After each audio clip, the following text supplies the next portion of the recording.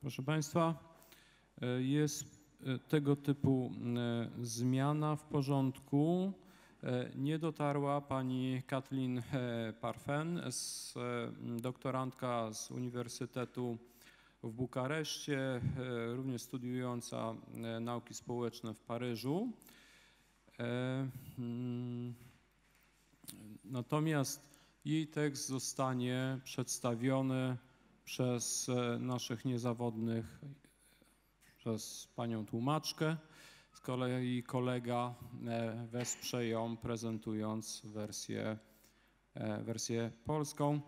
Bardzo proszę do nas, zależnie od tego, jak pani wygodnie, czy siedząc.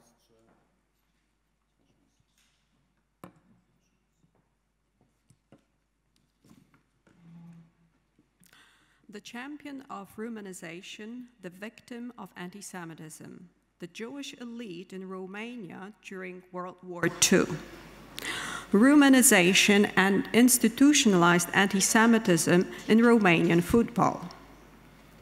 Established in 1922 under the direct guidance of future King Charles II, the Romanian national football team throughout the interwar period was composed mainly of minority representatives. Primarily, these were Hungarians, Germans, and Jews coming from Transylvanian clubs. The team enjoyed the status of a national symbol, which caused a heated debate around the team's Romanization in the interwar newspapers and in the works of several renowned political and cultural figures. These included Nicolae Iorga and Nikifor Krajnik, who was a writer and philosopher, as well as Camil Petrescu, a writer and the founder of the Romanian modern novel. Despite the political framework characterized by integral nationalism, Romanization, and centralization, the Romanization of football eventually failed in the interwar period, irrespective of efforts and regulations concerning this issue imposed by the state. The only successful Romanization order was issued by the president of the Romanian Football Federation, Mr. Viorel Tilea, the future ambassador in the United Kingdom, in September 1936. This order concerned Jewish players, eliminated not only from the national team, but also from the first division teams. The decision was part of the anti-Semite legislation of the late 1930s in Romania and was covered by the European press, including Jewish newspapers, such as Die Stimme, Jüdische Zeitung, which was a daily published in Vienna. And here a quote from Die Stimme, Jüdische Zeitung. Viorel Tilea, an anti-Semitic leader and newly elected president of the Romanian Football Federation, announced that only teams of true Romanians will be permitted to play in matches for the national title. Many of the best Romanian soccer teams included Jewish players. The exclusion of Jews from sports and football in Romania resembled similar measures taken in Nazi Germany, including Austria, as well as the measures taken in Hungary. In the end, the Romanian anti-Semite legislation followed the Nazi pattern thanks to the government of Ion Gigurtu that passed in August 1940 racial laws. The racial laws that were the equivalent of the Nuremberg laws in Romania. According to them, the Jews from the first and third category, that is the ones who came to Romania after 1918, as well as the beneficiaries of peace treaties after World War I, respectively. So these Jews from Category 1 and Category 3 could not be managers, members, and players in the national sports associations. The case of Virgil Economou, Ironically, among the victims of the institutionalized Romanization was one of the most passionate promoters of this idea, Virgil Economou. He was born in 1896 and he died in 1978. Virgil Economou was the organizer of the early Bucharest football activities. He was also a coach of the Romanian national team in the years 1939 and 1940. That was his first tenure.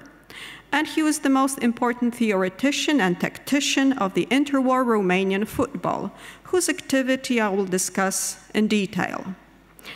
Virgil Economou was the only interwar Romanian national coach guided by the ideas of football Romanization and football centralization, already embraced during his activity as a journalist and football author in the early 1930s.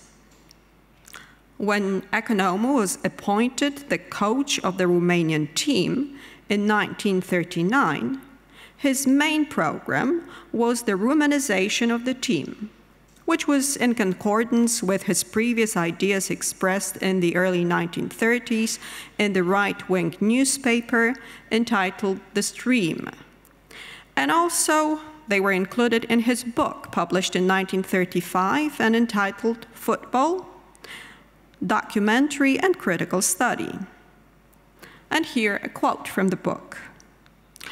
"I do not intend to hurt the most basic Romanian feelings by calling the Romanian team national. We cannot say that the team is Romanian. The joy or the sadness after the final result will be revealed either with satisfaction or with excuses by the minority newspapers in Transylvania. And they really have a reason for doing this, because the team belongs to them, and it belongs to them entirely. Since today, the fight between the nations takes place on the sporting ground. The time has come for the Romanian nation to be represented by its true sons in international matches. One cannot conceive a team representing Romania unless it is composed of elements whose integral spiritual education was conducted in the framework of true Romanism." Another stance of his activity regarded his Bucharest-centered vision of Romanian football and of the Romanian national team. As a journalist, Economou, in the 1930s, wrote the following words: "Some cities in the Old Kingdom, beginning with Bucharest, reached a satisfactory technical level of soccer due to close contacts with Transylvania. Romanian football is struggling between the influences of Hungarian soccer and the adaptation to our Latin temperament." Economou, initially as a national coach, kept the players of different ethnic background within the team. However, between March and July 1940, the national team achieved the status of the most Romanian in the interwar years, as the majority of the players were ethnic Romanians and came from Bucharest clubs. Economou's experiments at the helm of the national team ended with a shameful defeat versus Germany in a friendly match played in July 1940, and meant to express the alliance between Romania and Nazi Germany. The coach did not draft the old guard of the minority players, the official motivation being tactical reasons, and instead preferred to select several inexperienced ethnic Romanian players from Bucharest clubs. The final result was a disaster, 3-9. Economou later explained, "The game was imposed by Berlin, hence we had to obey. That was the thing back then. We arrived in Frankfurt, which was where the game took place. We arrived in Frankfurt in the very middle of the bombing of England."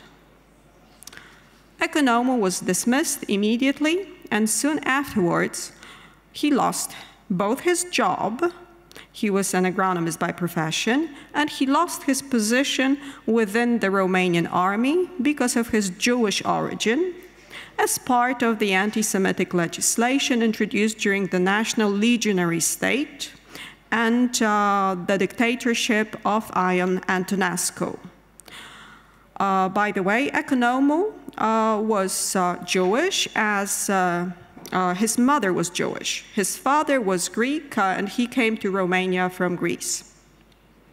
Thus, the promoter of Romanization became the victim of his own ideas, which proved to be disastrous in football.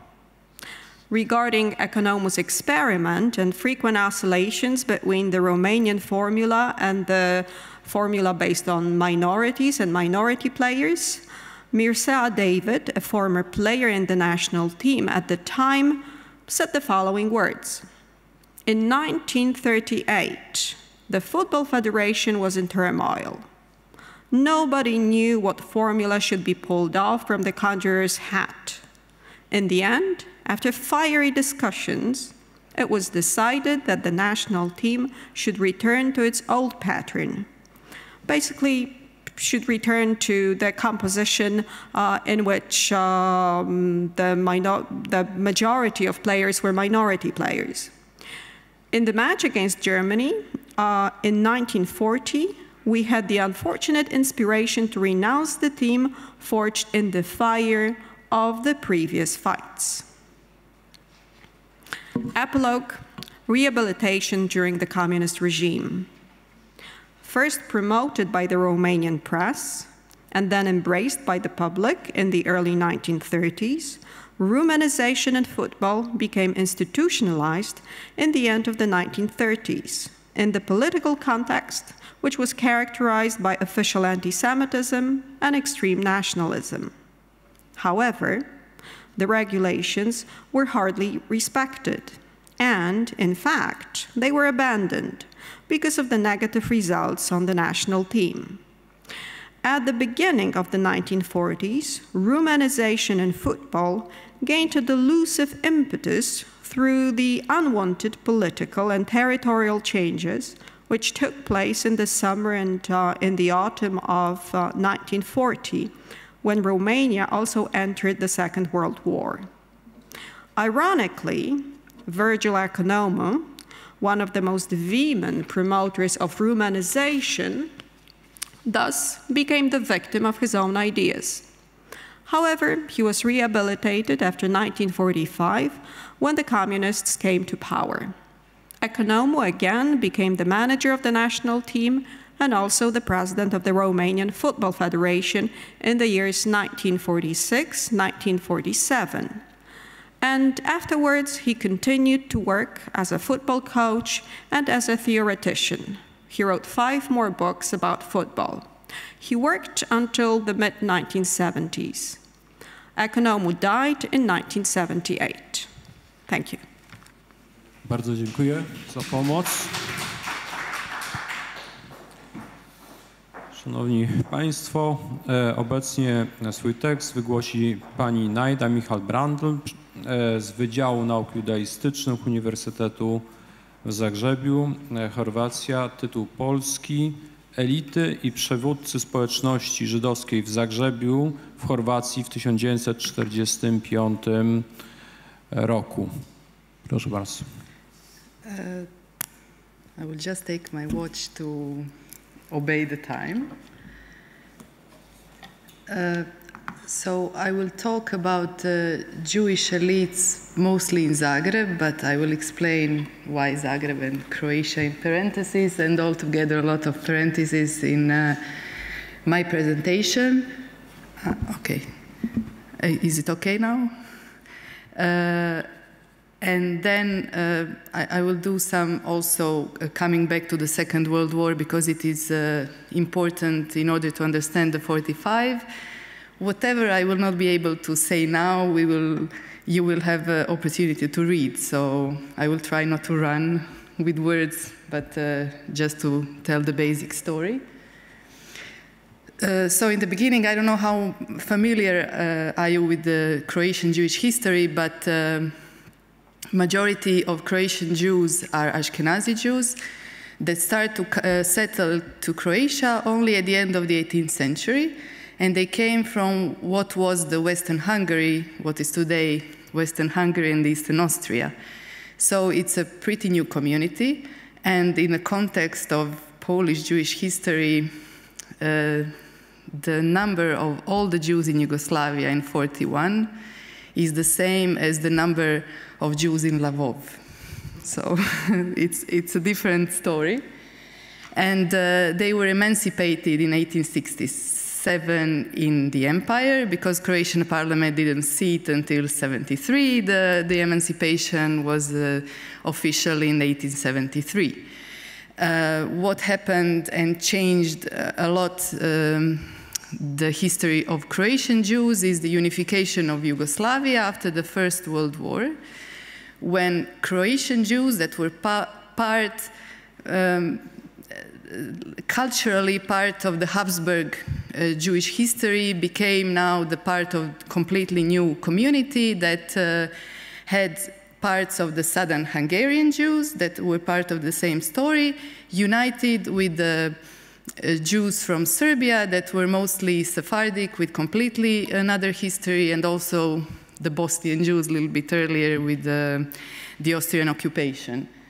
The Jews, both in Austria-Hungary and later on in the first Yugoslavia, were not considered a national minority, but a religious group or religious minority. Also, another difference from Poland is that the war in Yugoslavia started only in April 1941. And it started with the occupation of more than just Germans. And here I only gave the examples of those that occupied Croatia. So they were Germans, Italians, and Hungarians. And soon after, so if the war in Yugoslavia started April 6th, already April 10th, the independent state of Croatia was proclaimed that took the territory also of Bosnia and Herzegovina, but some territories of Croatia were excluded, which will be crucial for survival of the Jewish community, not only from Croatia, but from Yugoslavia. Soon enough, these parts were also annexed by both Italy and Hungary. This is the Croatian chief of state, also if you translate literally, together with Germans. And pretty soon, there is a completely different dynamics of the Holocaust in Croatia. Some measures were implemented pretty early. If you consider dates of Ustasha coming to power in April 10th, already in April 18th, they were the first sets of anti-Jewish law. Already, and then already in 1930, in April 30, there were sets of racial laws. There were more laws put together that were very similar to Nuremberg laws. In between these dates, so already in the April, there was this not legal robbery also of Jewish property. So even before some laws, some Ustasha functionaries were coming into the apartments and factories and taking over. So everything is going on really fast. This guy with the spoon is one of the people who co-signed the racial laws in Croatia.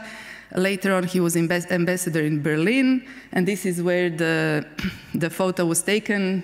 We have also Mufti of Jerusalem here, that he had a great role to bringing him to Bosnia, that we will maybe hear later. And what happened with the Jewish community, and now I will explain why parentheses, Croatia, Zagreb, parentheses, Croatia. Right after the Ustasha took power, they closed Jewish communities. In this period, when they closed the Jewish communities, we had a lot of extra legal robberies, killings, arrests, and so on. So what happened after, so 3 days after they entered Zagreb, they closed the community, they took all the bank accounts, not only community, but different organizations. As you know, it was not only community in each city, it was also different organizations like the communal ones, like Hevra Kadisha, or different women's, Zionist, and other organizations. Soon after, we have two parallel actions. On one hand, Gestapo is arresting lawyers and taking them to Graz. And on the other hand, we have Ustaše that are coming, arresting people who are the most important members of the community. And they ask for contribution from the community in ton of gold. What they asked, it was not that they will only, that they will then release these people, but after that they will also grant security to the community, so community was able to get this contribution. So this is the period when we have robberies, we have contribution. After that, the government decided to reopen the communities. So by now, this is Zagreb as the biggest community, and also Osijek, and two Sarajevo Jewish communities, Ashkenazi and Sephardi, in order to take care of the Jews that now also gradually, as we will see, began to be also arrested and sent to the camps. So also, within this time, we have already, in the beginning of June, we have marking of the Jews with the yellow badge. So if you make parallels with different countries, you can see that it's really quick. Also, we have it written in a law that those should be persons older than 14, but we can see that everybody had to buy their yellow badge. It's also... then, of course, this summer, also the camps were open. First, only detention camps that people were killed there. So these camps were not meant as a resting place, but people were brought there and were killed. And since these were camps that were in Italian control zone, and there was an uprising of Serbs that were the biggest minority in Croatia, and also of partisans, then the Italians ordered these camps to be closed, and then by the fall of 41, the camp Jasenovac, the camp system Jasenovac Stara Gradiška was open. Around half of the Croatian Jews were killed in this camp, so Croatian and Bosnian, because it was so this is the camp system in the independent state of Croatia. So when the community was reopened, they got specific tasks that they had to implement. And so they reopened in completely different structure than it was the pre-war structure. This is clear. And so they had 5 important sectors through which they operated, the most important one being this skrb za logore. It's actually financing and feeding and clothing Croatian Jews that were sent to the camps. So they also had to keep the registry offices that in interwar Yugoslavia and until 46 were kept in religious communities. So in this specific case, they also had to answer different Ustaša government bodies if somebody was Jewish or not. So it was pretty... also, they were already, when the German army entered Zagreb, they had to leave the old age people's home. They were evicted. So these people were put in several addresses that community had to rent. Part of these old people were taken by the church, and the others were in, I think, 4 or 5 different addresses, and they were all then deported, except those that were on a church property in May of 43. They also had to maintain the school that also was operating until May of 43, and then they had the public kitchen that was feeding the poor, and they also collected the fees. So what they did is that they sent letters to all the people that the racial laws were defining as Jews, to their home addresses to pay fees, the yearly fees, so that they can send food and clothing to the camps, or to feed people in the public kitchens. As I said, from the fall of 41, Jews were deported usually to Jasenovac. From August 42, the Gestapo and the Germans also got involved more directly to the deportations, and since then the most deportations went to Auschwitz. So we have two big waves of deportations. One is in the summer of 42, and then the last one that was effectively the end of the Jewish community in Zagreb was in April, May 43.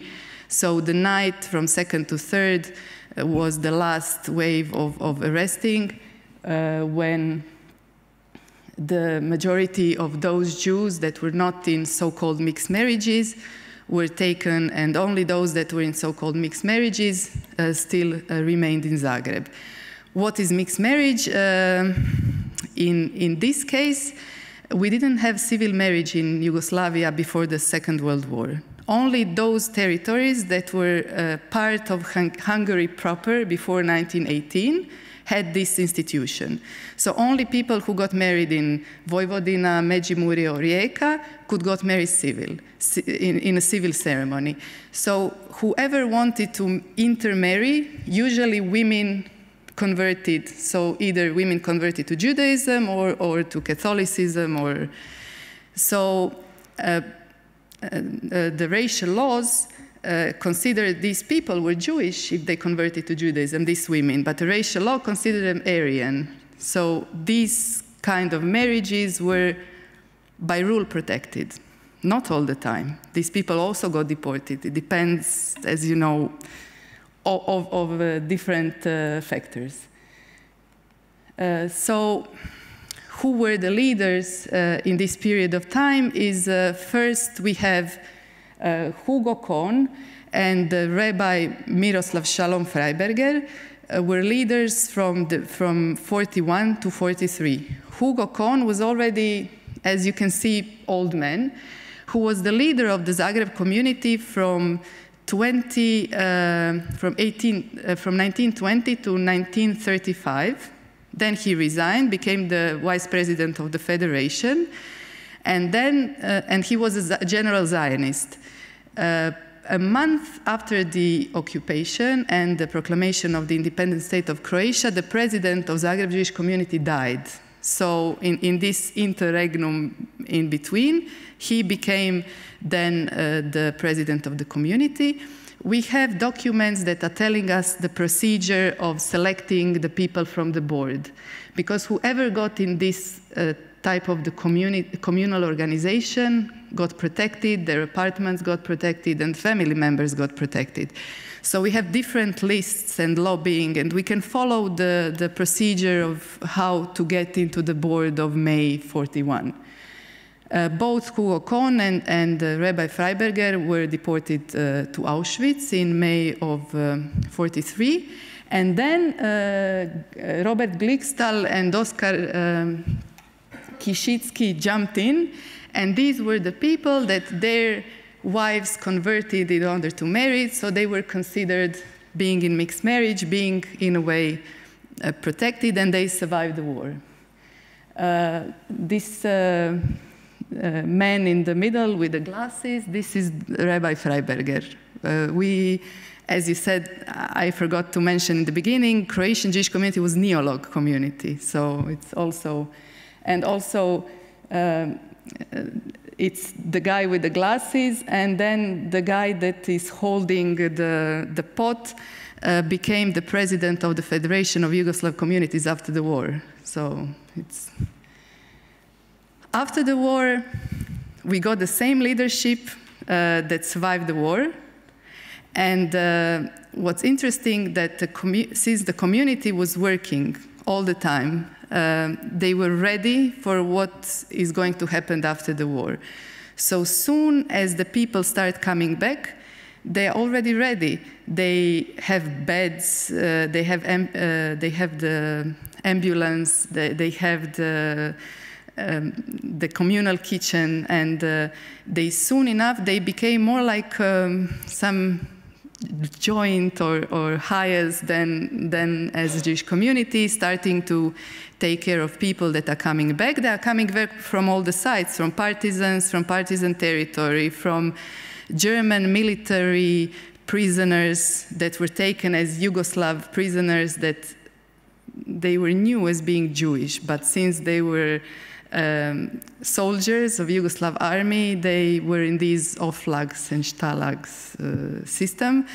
And then also the community right away starts to search for the children that were hidden, and also start to carry about half of the surviving members were converted from 38 on.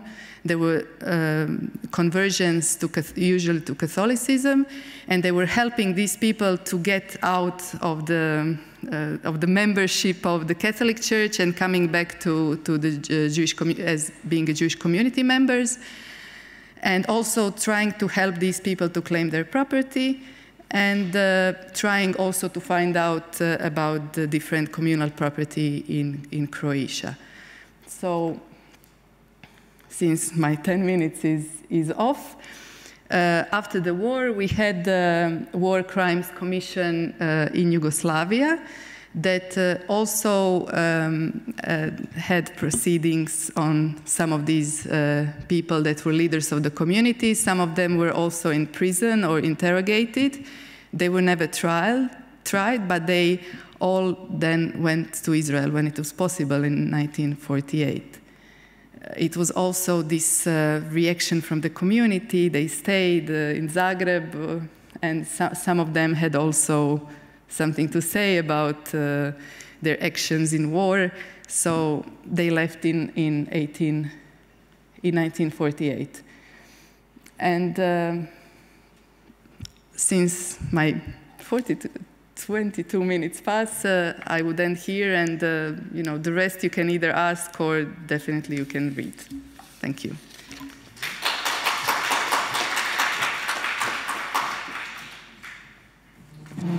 Bardzo dziękuję. Zapraszam panią profesor Francine Friedman, profesora nauk politycznych z Ball State University ze Stanów Zjednoczonych. Pani profesor przedstawi nam referat zatytułowany Żydowskie elity w Mości podczas II wojny światowej. Pani profesor, proszę. Thank you. I'm so pleased to be here in Krakow, first time, and at this conference, and I'd like to thank the organizers for including me on this program. I'd also like to thank Naida for making my life easier, because she's introduced some concepts and some names that I will also mention, because some of the Croatian and Bosnian situations were similar, although I'd like to point out in my talk some of the differences. I didn't know what she was going to say, but it fits so nicely. My topic today is Jewish elites of Bosnia and Herzegovina during World War II. However, when I began to delve into the problem for this paper, I discovered that Bosnia's traditional Jewish elites, the Sephardim, succeeding their predecessors after more than 400 years of habitation in Bosnia, and the Ashkenazim, after more than 100 years of habitation in Bosnia, more or less disappeared in the early months of the war. Today, then, I will discuss what happened to the leadership of the Bosnian Jewish community, and will also describe the rise of less traditional Jewish elites and other leaders in World War II Bosnia. Is that good? Okay. Nazi Germany attacked the Yugoslav kingdom without a declaration of war, and by May 1941, Yugoslavia had ceased to exist as a state. Its territory was divided among Germany, Hungary, Italy, and Bulgaria. From the remaining territory were carved the German puppet state of Serbia and the independent state of Croatia, Nezavisna Država Chorvatska, or NDH. The NDH, led by Poglavnik Ante Pavlic, whom Naida introduced, was proclaimed on April 10, 1941, lasting until May 8, 1945. This state was an amalgam of two regions of occupied Yugoslavia, Croatia, and the involuntarily incorporated Bosnia and Herzegovina, although the NDH was in effect a colony of Germany and Italy. With more than 80,000 Jews, including a large number of transient Jews fleeing the Nazis, pre-war Yugoslavia had about 120 local Jewish communities, 36 Sephardic, 72 Ashkenazic Neolog, and 13 Ashkenazic Orthodox. In 1941, the NDH had a population of around 6 million people. At the beginning of 1941, Sarajevo, Bosnia's capital, was composed of more than 10,000 Jews indigenous to the city, or 12% of the population, with 85% Sephardim and 14% Ashkenazim. Like much of the rest of the former kingdom, Bosnia was subjected to a three-sided tug-of-war to determine the future of Yugoslavia. One was the fascists, the Ustaše, supported by the Nazis. The second was the royalists, or Chetniks, who fought for the return of the Karađorđević monarchy. And the third was the partisans, a multinational but communist-led indigenous resistance headed by Josip Broz Tito. As soon as the Ustaše entered into, created their state, they set up the machinery of a repressive, totalitarian puppet state, and they began dividing people into enemies and friends. Their police organization took over the intact archive of the former Sarajevo Police Administration, including their lists of suspect peoples. The police collected information about every member of the Bosnian Jewish population, such as physical features, lifestyle, possessions, and financial situation. This registration not only helped the Ustaše to evaluate the wealth that they could steal from the Bosnian Jewish community, but also made it easier for them to compose lists to organize the transport of the Jews to the concentration camps. Pre-World War II, Bosnia had a full complement of Jewish elites in all areas of society: political, economic, social, religious, and cultural. In Sarajevo, the Ashkenazim and the Sephardim maintained their own religious communities, cooperating when necessary, but generally coordinating their own affairs and supporting separate communal organizations. Some of the smaller Bosnian Jewish communities similarly maintained separate Ashkenazic and Sephardic communities, but others integrated their communities utilizing either the Ashkenazic or the Sephardic rites for worship and electing a mixture of Sephardic and Ashkenazic leadership. Shortly after Ustaše rule was introduced in Bosnia, the anti-Jewish decrees that Naida spoke about came thick and fast, sometimes directly from Zagreb, but sometimes from local initiative. Within 2 months of the creation of the NDH, the Bosnian Jews were destitute. Within 11 months, most of them had been murdered at one of the 26 NDH concentration camps. The assaults against the Jews were led under the slogan, "There is no place in the NDH for Jews." Some Bosnian Muslim extremists joined with Croatian Catholic counterparts to take an active part in the atrocities committed by the Ustaše, as well as the plunder and destruction of Jewish communal and private property. At first, from April to May 1941, individual Jewish men and women were arrested on the street throughout Bosnia and forced to do difficult physical labor as uncompensated public employment. Men might be assigned, for example, to work in a quarry. Without discrimination, old and young, educated and non-educated, male and female, were also sent to clean public toilets and streets, carry garbage, or to clean the floors of bordellos and bathe the prostitutes. The Jewish Community Organization was tasked with supplying the requisite number of Jewish laborers. As Naida told us, on April 30th, 1941, the Statute on Racial Membership and the Statute for the Protection of the Purity of Aryan Blood and the Honor of the Croatian People were enacted. The definition of who constituted an Aryan was slightly different for the Croats than for the Germans, because the Croats, as Naida also said, exempted some Jews from harassment. For example, as she mentioned, the situations of mixed marriage couples were dealt with on a case-by-case basis, which in the NDH meant that a few Jews were privileged. Usually, Jewish women who had married Catholic men and had converted were exempted from the racial laws.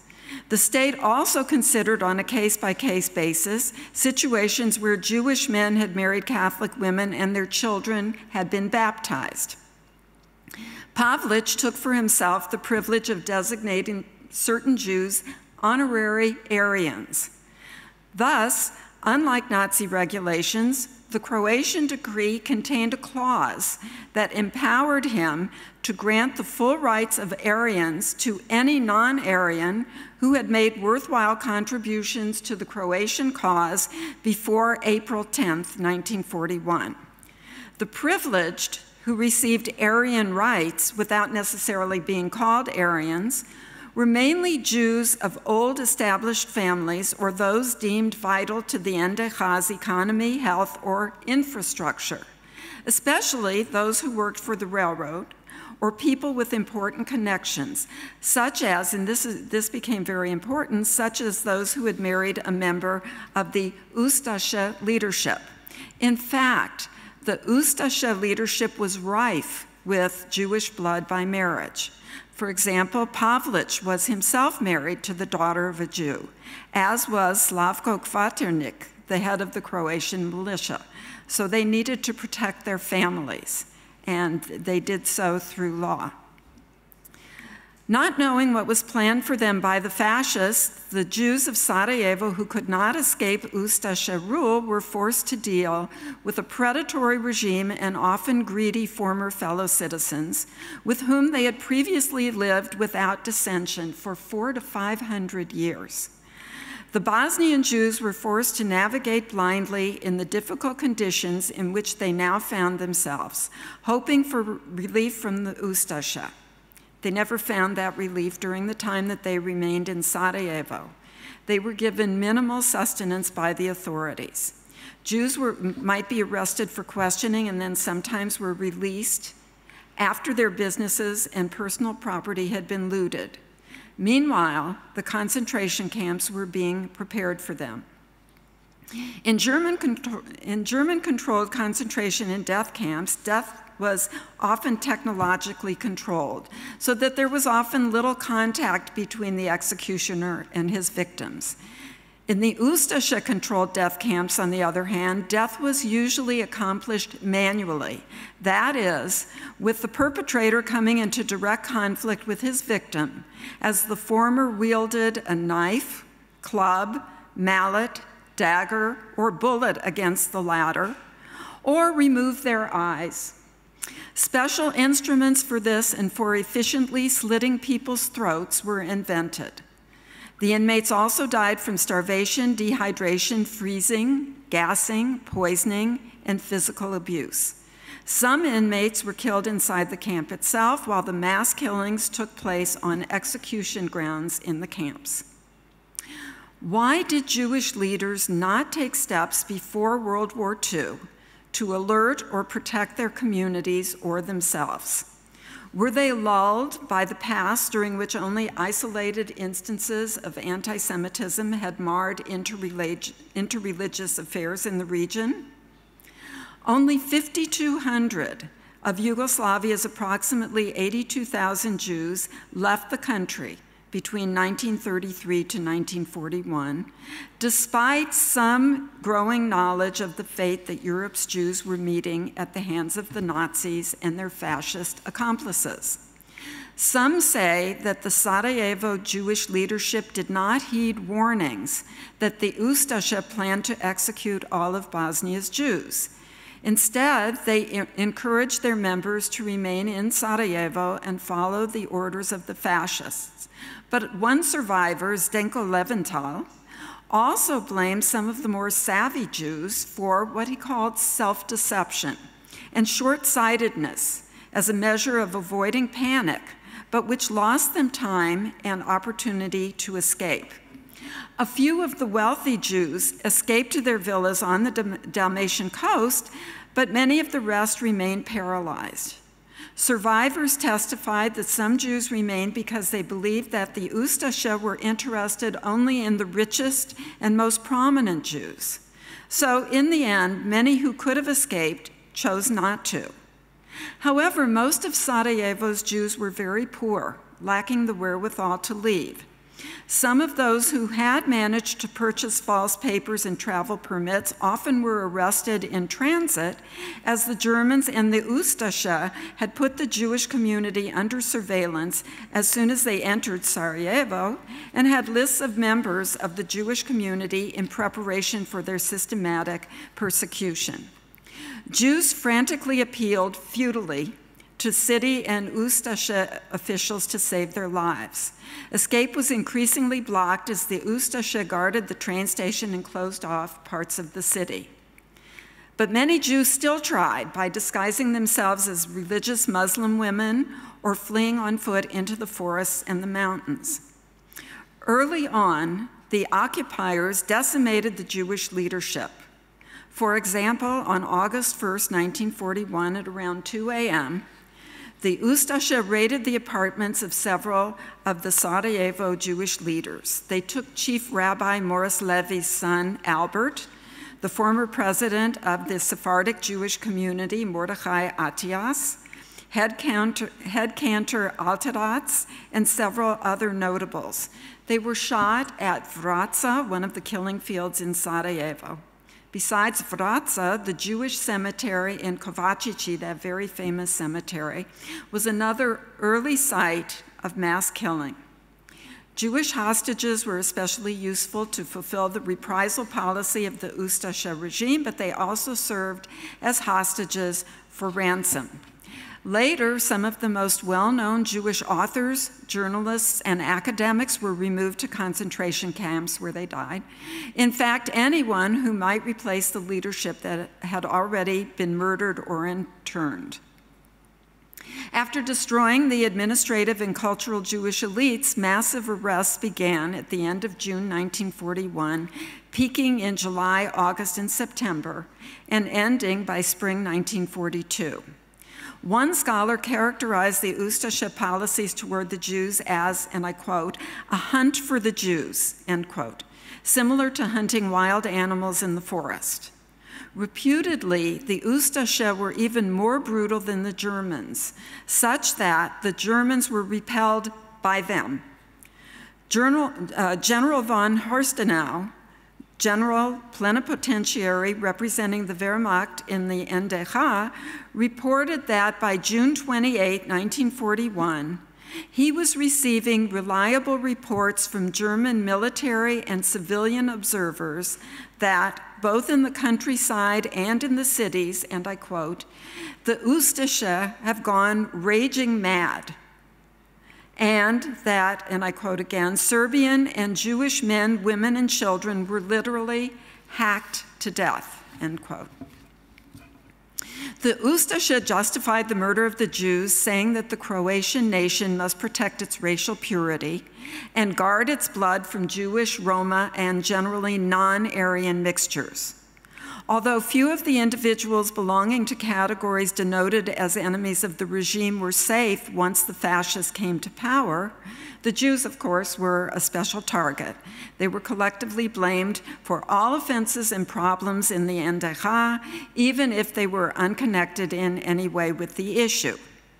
Some Jews, as Naida suggested, sought to save their lives through conversion to either Islam or Catholicism. And here we have a difference between Bosnia and Croatia proper.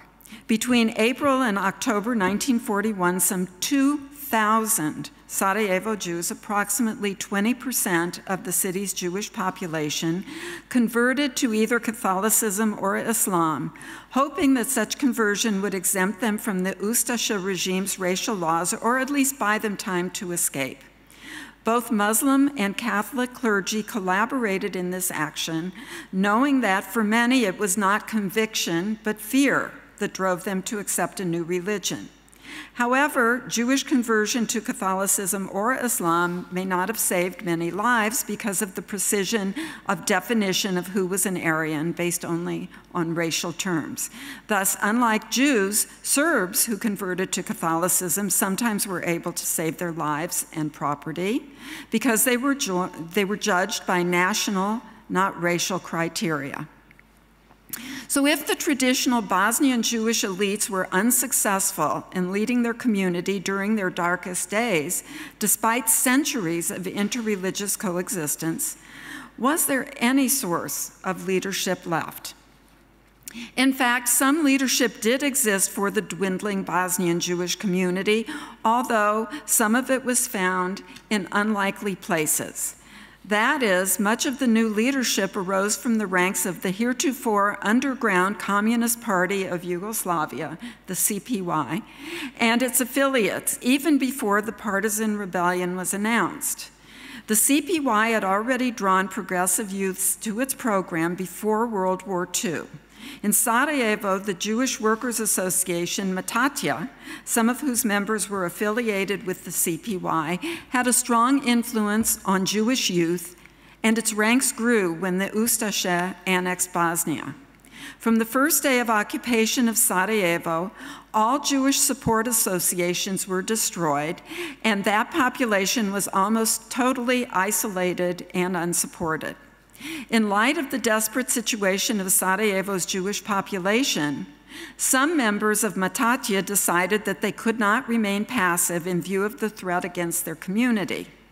They took on the responsibilities of caring for the needs of the United Sephardic and Ashkenazic Sarajevo Jewish community, determined to utilize what remained of the existing administration of the Jewish communities.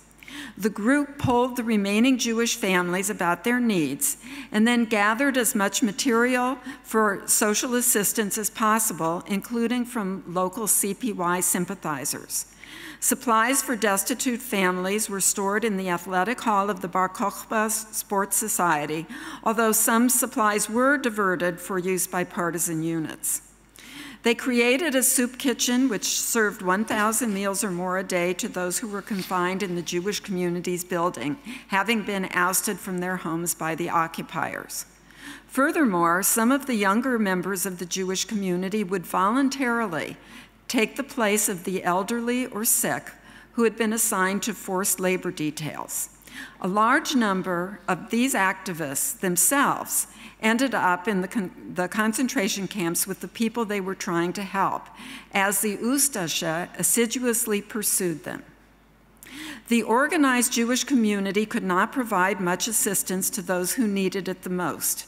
With their communal and individual property seized and their inability to earn livelihoods, Jewish communities could only appeal for assistance from abroad, especially to the Joint Distribution Committee. The main conduit for this assistance was through a few well-placed non-Jews who remembered, even in the darkest days, the traditional mutual tolerance and respect practiced by the Serbs, Croats, Muslims, and Jews in Bosnia. The Ustaše had appointed trustees for the Ashkenazic and Sephardic communities. Both of these appointees were well-respected Croatian Catholic judges with deep ties to Sarajevo. All decisions connected with Jewish life and work were routed through the trustees, making them the link between the Jews and the authorities on matters of property, both real estate and financial. Thus, based on usually written communications to him by a Jewish individual, the trustee for the particular Jewish community made representation to the authorities on behalf of Jews deprived of their businesses, savings, and other movable and immovable property. The two trustees were responsible for the care of community members who remained in residence in Sarajevo, as well as those who were engaged in forced labor in the nearby internment and labor camps. As the Holocaust advanced in Bosnia and more Jews were transported to the camps, the Sarajevo Jewish community, under the non-Jewish trustees, found itself taking care of the needs of the 1,000 or so Jews still remaining in the city by November 2nd, 1941.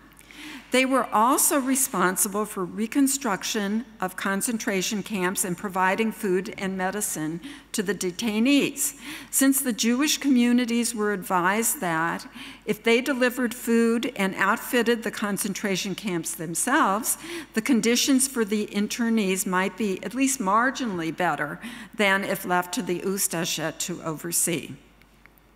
The trustees collaborated with the still surviving leaders of the Jewish communities of Zagreb and Osijek, who took responsibility for maintaining the camps at Lobograd, Gornja Rijeka, and Đakovo with dwindling resources. The Osijek Jewish community created a new program called, as Naida said, Skrb za logore, caring for the camps, precisely for this function.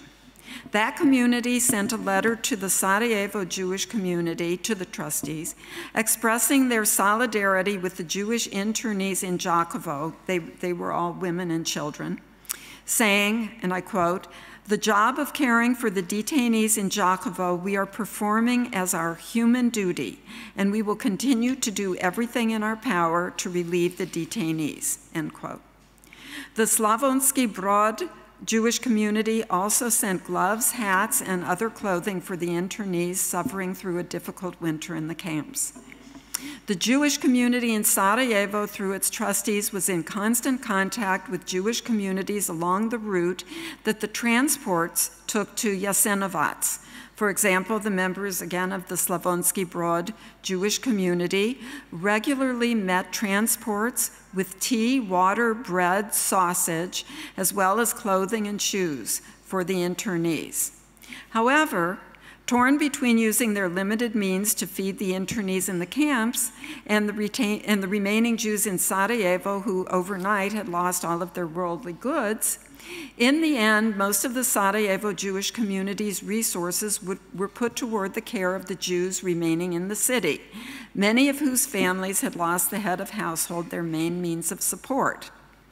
In fact, by early November 1941, the district of Sarajevo informed the Office for Law and Order that, excluding women and children under 16, there were remaining in Sarajevo 622 Jewish men. 100 employees of the Jewish community, 267 elderly, that is over 60 years old, 51 sick and hospitalized, 16 awaiting Aryan recognition, 28 spouses of Aryans, 78 in forced labor, and 44 NDH employees, railroad experts, pharmacists, physicians. Can I talk faster now? No. As of the end, counting no more than 200 men between the ages of 16 and 60. As of the end of August 1942, there remained in Sarajevo approximately 120 Jews, the majority of whom were in mixed marriages. Non-Jews were also able to perform some heroic actions on behalf of the beleaguered Bosnian Jewish community. For example, the Muslim curator of the Provincial Museum was able, through trickery, to save the famous Sarajevo Haggadah from the clutches of the notorious German collectors of Jewish art. One of the stories of its salvation suggested that, with the help of Islamic religious officials, the book was spirited to a mountain village not far from Sarajevo, where it was hidden under the floorboards of a mosque by a village imam.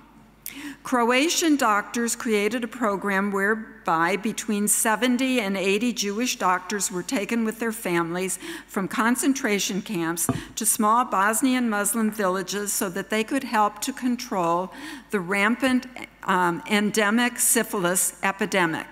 Saved from certain death, eventually most of these doctors were able to enter partisan ranks and survive the war. Finally, the Italian army stepped in to save those Bosnian Jews who were able to escape German and Ustaše clutches and make it to the Italian-controlled sectors of Bosnia. While getting there was fantastically difficult, those who were in Bosnian lands under Italian control mostly survived the war, while most of the Jews who were in lands under German control perished. The Italian military leadership in particular was anxious to distance itself from the German campaign to murder Jews in order to remain independent from Germany and to protect its honor. While the Italians were certainly guilty of repressive measures and systematic criminal activity against the Jews in their sectors, nevertheless, Jews sought to enter Italian-controlled lands because Italy did not pursue overt anti-Jewish policies. The Italians concentrated 3,000 to 6,000 Jews from their various concentration camps along the Adriatic coast into the camp on the island of Rab. The internees took responsibility for the preparation of their food and for the organization of the camp and the maintenance of order. The Rab internees also formed a National Liberation Committee, a women's anti-fascist front, and a united front for youth. Academics and writers attempted to educate the interned youth in Rab. Activists at this camp also began to secretly organize a military battalion divided into companies and platoons, which consisted of around 250 young male and female participants. Those internees who had previous military experience in the interwar Yugoslav army led the units, but none of the internees had experience in guerrilla warfare, not even the headquarters staff or the company commanders. On September 8, 1943, upon learning of the Italian capitulation, the Rab battalion went public. Having prepared for that moment previously, the battalion secured the camp to prevent the nervous guards from attacking. The internees seized camp weapons in the ensuing chaos and disarmed their guards. In collaboration with 4 Slovenian battalions interned there, the Rab battalion was incorporated as a Jewish battalion into the Rab brigade and took over patrol and maintenance of order on the entire island of Rab.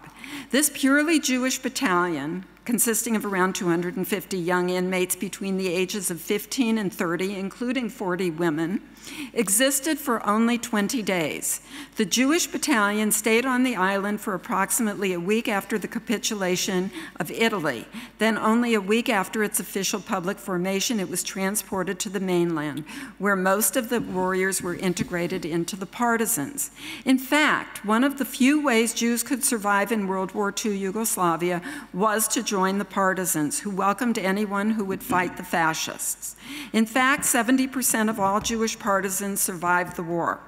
Several hundred, mostly young Jews who had so far escaped capture by the fascists and had eluded the police, fled to the forests and mountains to join the partisans, being found in partisan units throughout Yugoslavia. Almost 5% of the total Jewish population of the former Yugoslavia participated in the national liberation movement, although most of the Jews had already been interned or murdered by the time the partisans became active. Scholarly consensus of sorts seems to agree that more than 4,500 Yugoslav Jews were involved in the national liberation movement in various aspects throughout the war, including several hundred former officers and men of the Army of the Kingdom of Yugoslavia. Several experienced fighters from the Spanish Civil War joined the National Liberation War, including 5 Sarajevo Jews. There were 10 Jewish generals in the partisans and 70 colonels. Among the generals was Isidore Papo, who was Tito's personal physician. The number of Jews who joined the National Liberation War in 1941 amounted to a proportion of 3 to 4 times the number of Jews in the total population of Yugoslavia. Among them were approximately 400 Bosnian Jews, mostly those who were young and politically active, often members of the CPY, who joined partisan units. Scholars have posed the question, why did not more Jewish CPY members leave Sarajevo to join the partisans before the Ustasha arrested and killed them?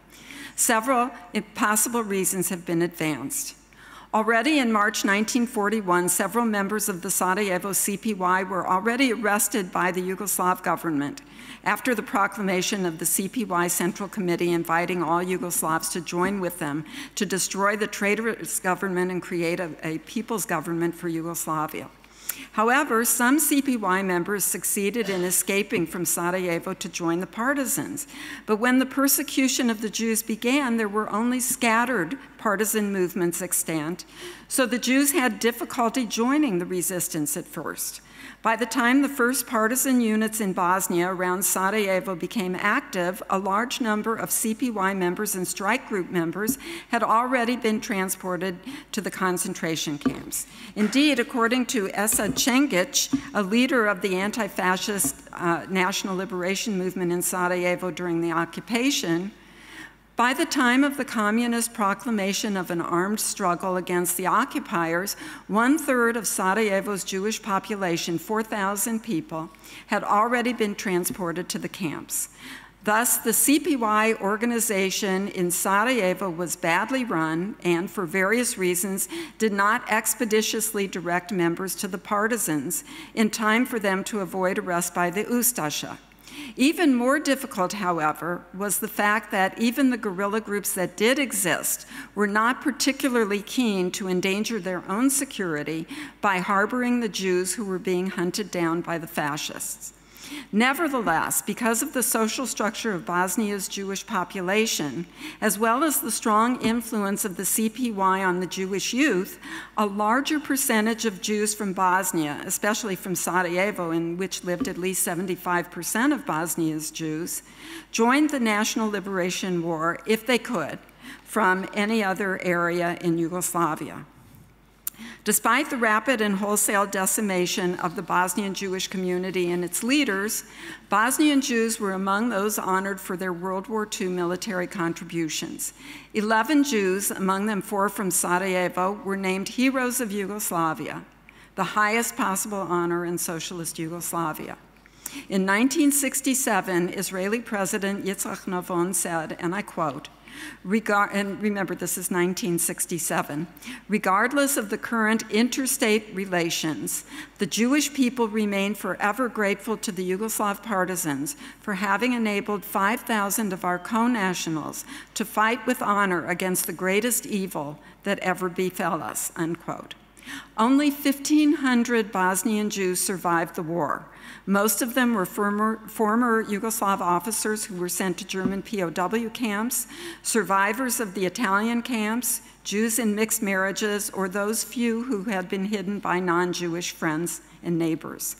The Jewish community elites mostly died in the concentration camps or were shot during the early days of occupation. The theme of this conference, Jewish elites and community leaders during the Second World War, is woefully less applicable to Bosnia than to other areas described at this conference. Nevertheless, some of the Bosnian Jews who managed to survive the early days of occupation were able to acquit themselves well on behalf of their smaller Jewish community, as well as on behalf of Yugoslavia as a whole. Because the Yugoslav Jews contributed proportionally the highest number of fighters of a certain religion to the anti-fascist war effort, they came out of the war with a high sense of self-esteem. Because while they experienced the horror of the Holocaust, they were also involved wholeheartedly in the resistance. Thank you. Bardzo dziękuję.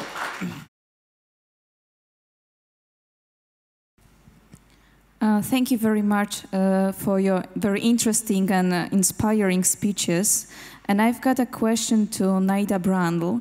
At the end of your presentation, you have mentioned about the conversion among Jews who survived after World War II in Croatia. I would like to ask if you also conduct some research about this problem, about the conversion during World War II, how the situation was going on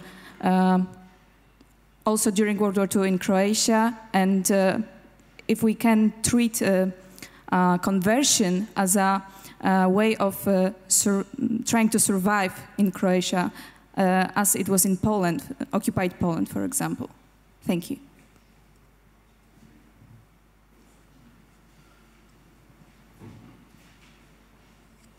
Thank you. I would like to ask, I think both of you, first of all, how was the relationship between the Croatian Ashkenazim Jews and the Bosnian Sephardim Jews, if they were helping each other or not very caring? The second thing is if Muslims from Bosnia were considered as Aryans, and how was the reaction of the Muslim community of Bosnia towards the anti-Jewish policy? Thank you.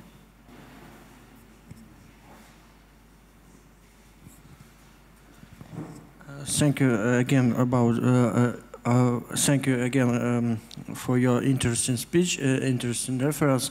And I have short questions to two women, two ladies. Sorry, two ladies about memorialization. Which form of memorialization of Jewish events about died Jews today exist in Chorwatia, Bosnia? Thank you.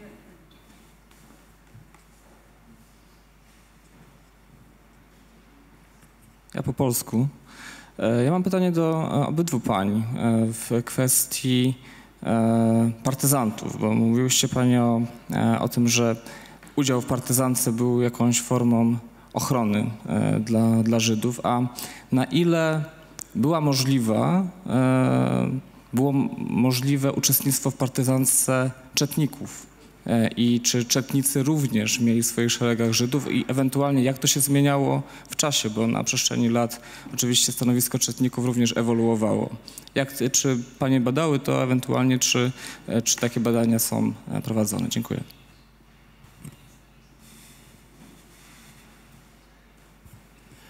I would like to know, if possible, about Jewish participation in Waffen-SS divisions, because Germany managed to create such military formations in Balkans, in the area of former Yugoslavia. Did you say Jewish or Muslim?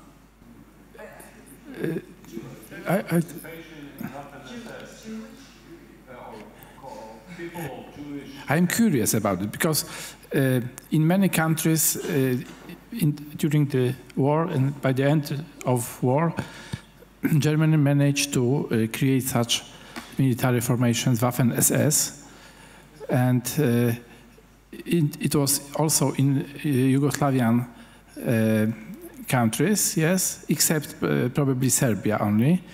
And I would like to ask about eventual Jewish participation in this formation also. Thank you very much.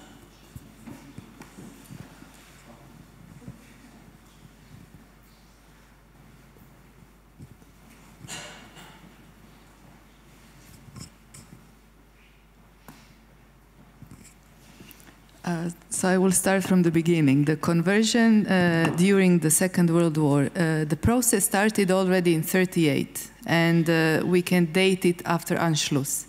So already then we had a lot of refugees coming through Yugoslavia from 1933. It's around 55,000 Jews from the Reich, first from Germany, Czech Republic, Poland, Austria, and so on, were passing through Yugoslavia. So people already knew what's going on. They kind of thought that it will not happen to them. But certain, not small number of Jews, around 20% of Zagreb Jewish community was converted altogether. So already in 1938 there was you can follow the big way of conversions, and they were made in order to save their life.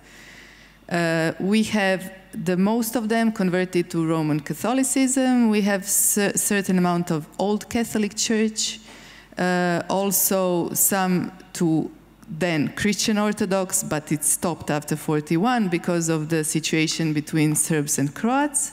And we also have in Croatia a few Muslim conversions as well. And the attitude of all religious communities was to make it easy.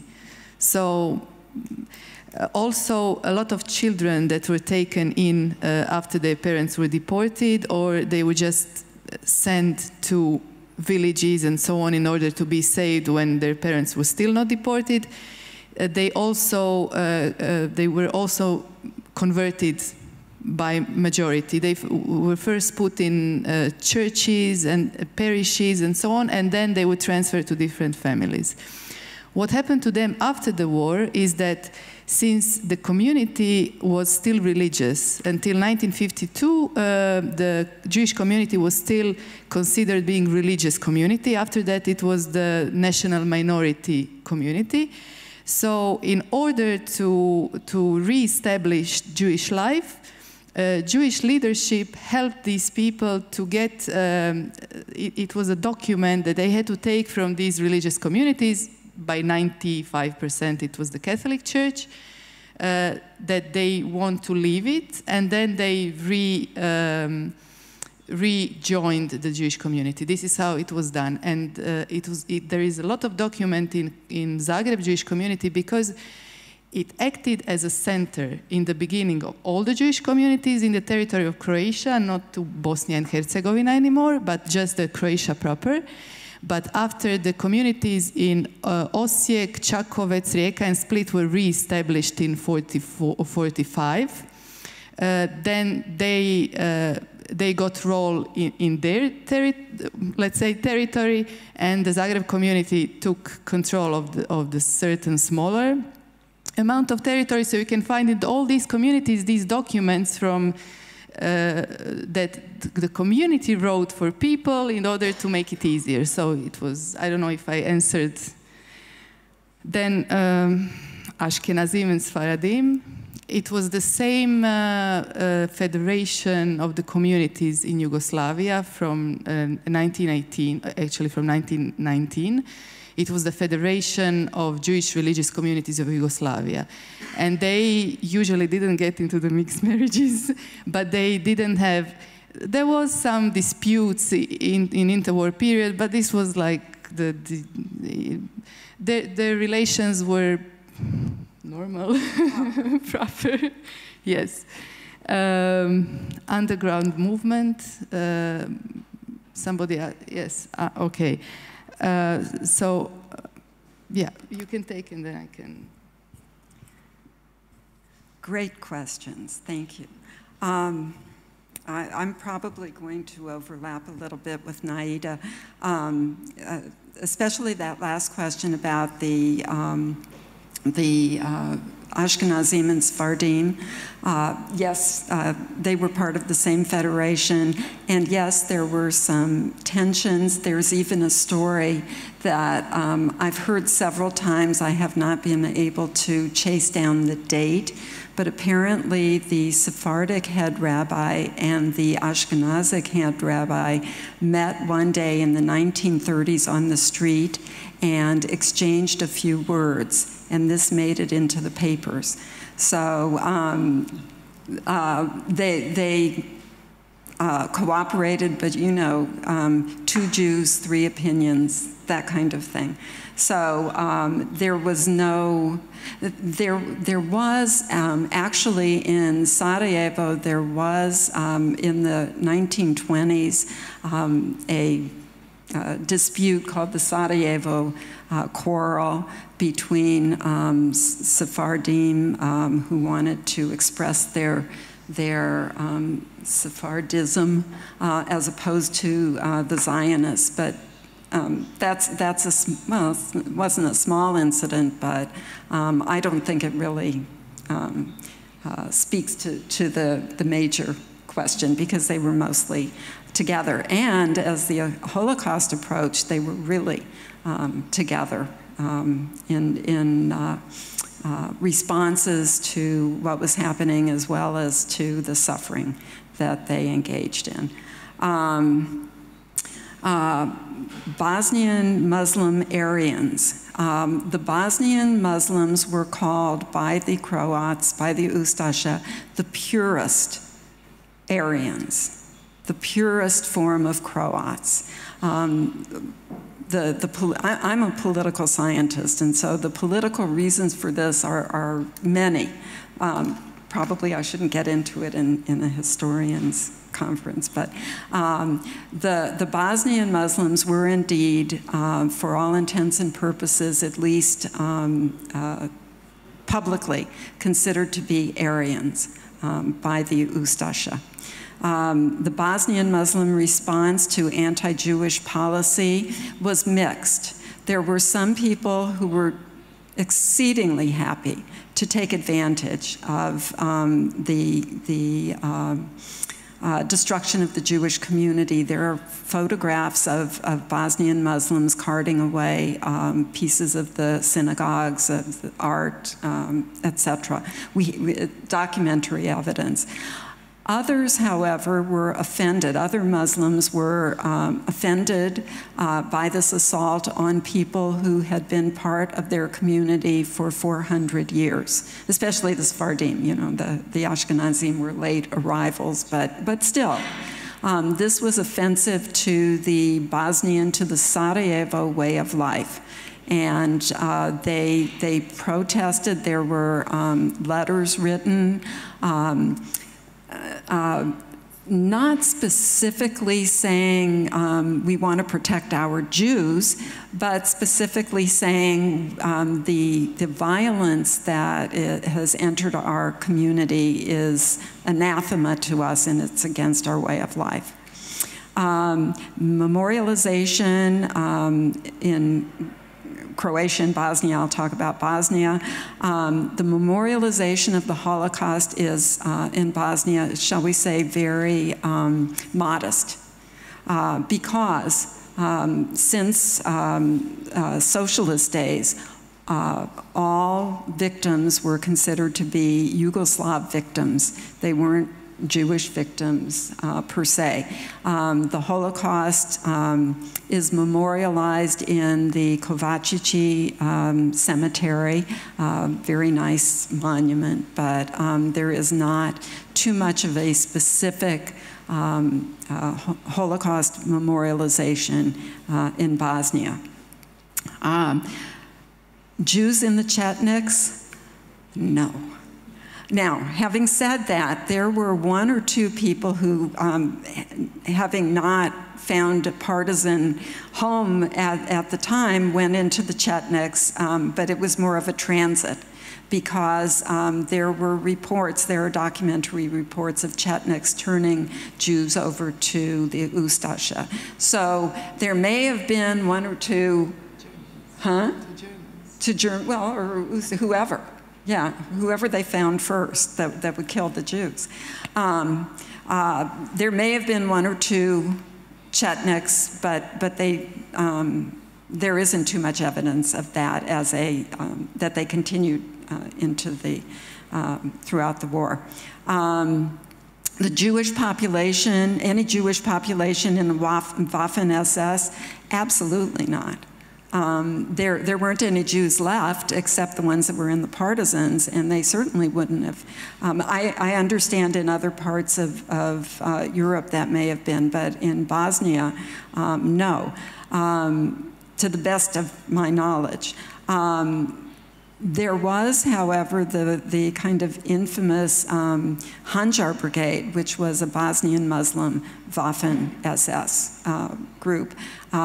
This has become a controversial topic because some people say that there is evidence that the Bosnian Muslims, the Handjar Brigade, was a murderous brigade hunting down Jews and everything, but some people have said that they really were not able to engage in too much atrocity because they were mostly in France in training, and there was a revolt against the Germans by this brigade, et cetera, et cetera. So there is some work being done on this, looking at some of the sources to try to settle this question.